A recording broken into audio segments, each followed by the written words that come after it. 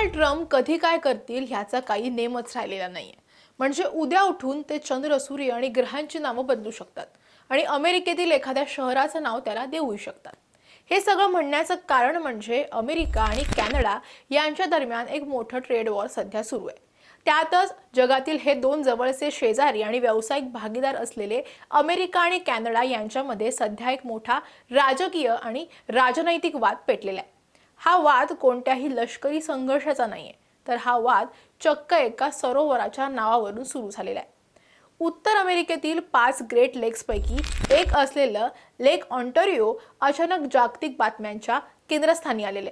अमेरिकेचे राष्ट्राध्यक्ष Donald Trump यांनी एका विशेष कार्यकारी आदेशावरती स्वाक्षरी करून या सरोवराचं नाव बदलून लेक अमेरिका ठेवण्याची घोषणा केली आहे. पण एका ऐतिहासिक सरोवराचं नाव एका रात्रीत असं बदलू शकतं का? कॅनडा याला इतका तीव्र विरोध का करताय आणि या नावाच्या वादामागे नक्की कोणते व्यापारी युद्ध दडलंय तेच या व्हिडिओच्या माध्यमातून सविस्तर समजून घेऊयात. नमस्कार, मी कोमल आचरेकर आणि तुम्ही पाहत आहात महाराष्ट्र टाइम्स ऑनलाईन. सुरुवातीलाच आपण समजून घेऊयात की लेक ऑन्टारियो नक्की काय आहे आणि त्याचं महत्त्व काय आहे. लेक ऑन्टारियो हे उत्तर अमेरिकेतील 5 ग्रेट लेक्सपैकी 5वं आणि आकारानं लहान पण अतिशय महत्त्वाचं असं सरोवर आहे. हे सरोवर उत्तर बाजूनं कॅनडाच्या ऑन्टारियो प्रांतानं आणि दक्षिण बाजूनं अमेरिकेच्या न्यूयॉर्क राज्यानं वेढलेलं आहे. कॅनडातील या ऑन्टारियो राज्यावरूनच या सरोवराचं नाव लेक ऑन्टारियो असं पडले, जे ट्रम्प यांना खटकते. या सरोवराच्या मध्यातून अमेरिका आणि कॅनडाची आंतरराष्ट्रीय सीमा जाते. म्हणजेच हे सरोवर दोन्ही देशांच्या सामायिक मालकीचे आहे. ऑन्टारियो हा शब्द आजचा किंवा 5-10 वर्षांपूर्वीचा नाहीये, तर हा शब्द स्थानिक मूळ रहिवाशांच्या भाषेतील ऑनियाटारियो या शब्दावरून आलेला आहे, ज्याचा अर्थ चमकदार पाण्याचा सरोवर किंवा सुंदर सरोवर असा होतो. गेल्या 400 वर्षांपेक्षा जास्त काळापासून हे सरोवर जगभरात याच नावानं ओळखलं जाते. कॅनडाच्या आर्थिक आणि सांस्कृतिक दृष्टीनं ह्या सरोवराला अनन्यसाधारण असं महत्त्व आहे. कॅनडाची आर्थिक राजधानी टोरंटो शहर या सरोवराच्या काठावरती वसलेले आहे. लेक ऑन्टारियोवर कोणाचा अधिकार आहे? जर ते दोन्ही देशांच्या सीमेवर असेल तर पाण्याच्या वापराचा अधिकार दोघांचाही आहे. US कॅनडा सीमा करार आणि जलव्यवस्थापन कराराअंतर्गत याच्या पाण्याचं वाटप आणि संरक्षण केलं जातं. लेक ऑन्टारियोचा सुमारे 52% किनारा हा कॅनडामध्ये आणि 48% किनारा हा अमेरिकेत येतो. मग प्रश्न पडतो की अचानक ह्या सरोवराच्या नावाचा वाद कसा सुरू झाला? याचं उत्तर दडलंय ते अमेरिका कॅनडा यांच्या व्यापार युद्धात म्हणजेच ट्रेड वॉरमध्ये. अमेरिकन ट्रम्प प्रशासनानं कॅनेडियन वस्तूंवरती म्हणजे स्टील, ॲल्युमिनियम आणि कृषी उत्पादनं अशा वस्तूंवरती 50% भारी आयात शुल्क लादलं. ट्रम्प यांच्या मते कॅनडा अमेरिकेसोबत असंतुलित व्यापार करते आणि त्याचा अमेरिकन अर्थव्यवस्थेला फटका बसतोय. कॅनडा आणि अमेरिका यांच्यातील व्यापारी करारांवरती चर्चा सुरू होती, पण कॅनडानं अमेरिकेच्या कठोर अटी मानण्यास नकार दिला. ह्याला प्रत्युत्तर म्हणून कॅनडानेही अमेरिकन वस्तूंवरती प्रतिशुल्क लावण्याची घोषणा केली. या व्यापारी तणावादरम्यान ट्रम्प यांनी सोशल मीडियावरती एक वादग्रस्त पोस्ट केली. त्यांनी असं लिहिलं की कॅनडाचा ऑन्टारियो प्रांत आपल्यासोबत योग्य व्यापार करत नाहीये, त्यामुळे आम्ही आता ह्या प्रांताशी व्यापार कमी करतोय आणि या सरोवराचा जो भाग अमेरिकेच्या हद्दीमध्ये येतोय त्या सरोवराचं नाव बदलून लेक अमेरिका असं आम्ही करत आहोत. डोनाल्ड ट्रम्प इतक्यावरच थांबले नाहीत. त्यांनी 27 ऑगस्टला एका एक्झिक्युटिव्ह ऑर्डरवर स्वाक्षरी केली आणि US फेडरल गव्हर्नमेंटला आदेश दिला आहे की जे लेक ऑन्टारियो आहे त्याला आता आपण लेक अमेरिका म्हणूयात. हे मुख्यत्वे अमेरिकेच्या अंतर्गत प्रशासकीय वापरासाठी आहे. म्हणजेच US डिपार्टमेंट ऑफ इंटिरियर आणि US बोर्ड ऑफ जिओग्राफिक नेम्सना त्यांनी सांगितलेले आणि सगळे नकाशे आणि डेटाबेसमध्ये हे नाव अपडेट करा.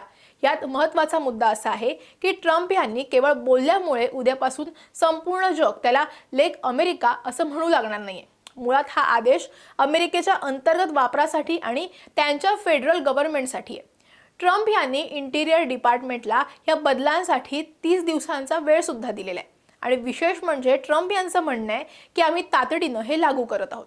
जरी त्यांनी 30 दिवसांची मुदत दिली असली तरी सुद्धा. असो, ट्रम्प यांनी काहीही केलं तरी याचं नाव लेक अमेरिका तर होणार नाहीये. युनायटेड स्टेटनं जर कोणत्याही क्षेत्राचं नाव बदलायचं ठरवलं आणि ते दुसऱ्या देशाच्या अधिकार क्षेत्रात येत असेल तर ते सहमतीनं केलं असेल तर समजण्यासारखं आहे. जर कॅनडाने सुद्धा मान्यता दिली की हो हे लेक ऑन्टारियो नसून लेक अमेरिका असेल तर संपूर्ण जग ते मान्य करू शकतं. पण अमेरिका कोणावरही जबरदस्ती करू शकत नाही. मग ट्रम्प असं का करतायत हा प्रश्न आहे. पण काय आहे, साहजिकच ट्रम्प यांना जो देश किंवा व्यक्ती आवडत नाही त्या विरोधात ते निर्णय घेतात. मग ते निर्बंध असोत, टेरिफ असोत किंवा मग हे नाव बदलणं. ट्रम्प यांच्या एकतर्फी निर्णयामुळे कॅनडामध्ये मात्र प्रचंड संतापाची लाट उसळली आहे. कॅनडाचे ट्रम्प यांना नामकरणाचा प्रस्ताव आधीच फेटाळून लावला होता. कॅनडाचे पंतप्रधान मार्क कार्नी यांनी ट्रम्प यांच्या निर्णयाला उघडपणे नकार दिलाय. ते म्हणालेत, अमेरिका आपल्या सरकारी कागदपत्रांवर काहीही नाव देऊ शकतं, परंतु आंतरराष्ट्रीय स्तरावरती आणि कॅनडात हे सरोवर कालही लेक ऑन्टारियो होतं, आजही आहे आणि उद्याही लेक ऑन्टारियोच राहील. ऑन्टारियोचे प्रीमियर डग फोर्ड यांनी याला मुलींसारखा पोरकटपणा असं संबोधत अमेरिकेनं ऐतिहासिक आणि भौगोलिक तथ्यांचा आदर करावा असा सुद्धा सल्ला दिलेला आहे. कॅनडातील स्थानिक मूळ आदिवासी जमातींनी सुद्धा या निर्णयाचा तीव्र निषेध केलाय. त्यांच्या मते ट्रम्प यांचा हा प्रयत्न स्थानिक मूळ संस्कृती आणि इतिहास मिटवण्यासारखा आहे. आता सगळ्यात महत्त्वाचा प्रश्न, कायदेशीरदृष्ट्या ट्रम्प असं नाव बदलू शकतात का? तर आंतरराष्ट्रीय कायद्यानुसार कोणताही देश दुसऱ्या देशातील सामायिक असलेल्या आंतरराष्ट्रीय जलस्रोताचं नाव एकतर्फी बदलू शकत नाही. ट्रम्प यांच्या कार्यकारी आदेशामुळे केवळ American federal agencies, US geological survey आणि अमेरिकन सरकारी नकाशे ह्यामध्येच लेक अमेरिका हे नाव वापरलं जाईल. कॅनडा, संयुक्त राष्ट्र, आंतरराष्ट्रीय हायड्रोग्राफिक संघटना किंवा गुगल मॅप सारख्या जागतिक संस्थांना हे नाव बदलणं बंधनकारक नाहीये. त्यामुळे जागतिक नकाशावर हे सरोवर लेक ऑन्टारियो म्हणूनच ओळखलं जाईल. हा प्रकार पहिल्यांदाच घडलेला नाहीये. याआधी सुद्धा डोनाल्ड ट्रम्प यांच्या प्रशासनानं गल्फ ऑफ मेक्सिकोचं नाव बदलून गल्फ ऑफ अमेरिका करण्याची घोषणा केली होती, परंतु मेक्सिको आणि आंतरराष्ट्रीय समुदायानं ते स्वीकारलं नाही आणि ती घोषणा केवळ राजकीय स्टंट ठरली. लेक ऑन्टारियोचा वाद हा केवळ एका सरोवराच्या नावापुरता मर्यादित नाहीये, तर तो अमेरिका आणि कॅनडा यांच्यातील वाढत्या आर्थिक आणि त्यासोबतच राजकीय संघर्षाचं प्रतीक आहे. कॅनडाच्या दृष्टीनं ट्रम्प यांचा हा निर्णय केवळ एक प्रशासकीय देखावा आहे. डोनाल्ड ट्रम्प यांचा यामागील दावा असा आहे की ग्रेट लेक्स अमेरिकेची महत्त्वपूर्ण मालमत्ता आहेत. अमेरिका इथं सुरक्षेसाठी आणि संरक्षणासाठी गुंतवणूक करते. अमेरिकन कोस्ट गार्ड थंडीच्या दिवसात बर्फ फोडण्यासाठी शिप्स तैनात करतात आणि पर्यावरणासाठी अब्जावधी डॉलर्स खर्च केले जातात. त्यामुळे ज्याचा यात मोठा वाटा आहे त्याचाच यावरती अधिकार असावा, असा अमेरिका फर्स्ट विचार ट्रम्प मांडतायत. परंतु ह्या युक्तिवादामध्ये मोठी तफावत आहे. अमेरिका कितीही गुंतवणूक करत असली तरी सुद्धा आंतरराष्ट्रीय कायदे आणि द्विपक्षीय करारांमुळे ही सामायिक मालमत्ता जी आहे ती एकाधिकारशाहीनं स्वतःची घोषित करता येत नाही, हे ते विसरतायत. एकीकडे ट्रम्प प्रशासन आपल्या अमेरिका फर्स्ट धोरणाअंतर्गत व्यापार युद्धाचा वापर करून दबाव आणण्याचा प्रयत्न करत आहे, तर दुसरीकडे कॅनडा आपल्या सार्वभौमत्वाचं आणि ऐतिहासिक वारशाचं रक्षण करण्यासाठी ठामपणे उभं आहे. तुम्हाला काय वाटतं? व्यापार युद्धाच्या वादात ऐतिहासिक ठिकाणांची नावं बदलणं योग्य आहे का? आणि लेक ऑन्टारियो की लेक अमेरिका या वादाचा अंत कसा होईल? तुमच्या प्रतिक्रिया आम्हाला कमेंटमध्ये नक्की कळवा.